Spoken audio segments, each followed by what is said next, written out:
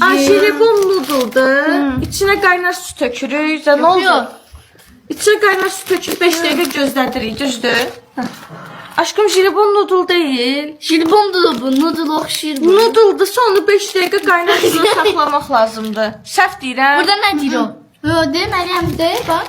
Qaynar su.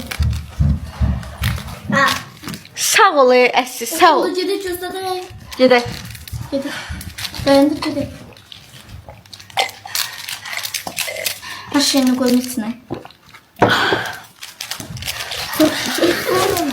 Çok şükür. Ah, bismillah. Bunlar nədir? Onlar bunun içindən çıxan bir şeylər. Ətlərdir yəqin. Fuy işə, gəl. Gedək qoy töşək. Gətir su, qaynar su. Hə, içinə su tökməliyik, qaynar su. Uçmazamısan? Hə. Uçmaz da bunun içinə. Baxım. Bu sos tökməsi Aa, sosu da var. Aa, jelibon noodle'nun sosu da var. Maraqlı deyil sizə sosu nə dad verir. Aa, o 100% pırtlayandı. Pırtlayan nə deyil? Partlayan.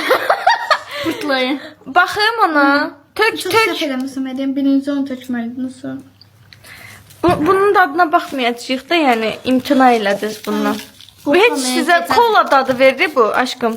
Siz kolalı jelibon xoşlayırsınız axı.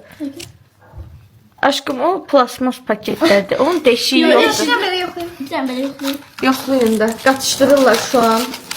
Ya Allah.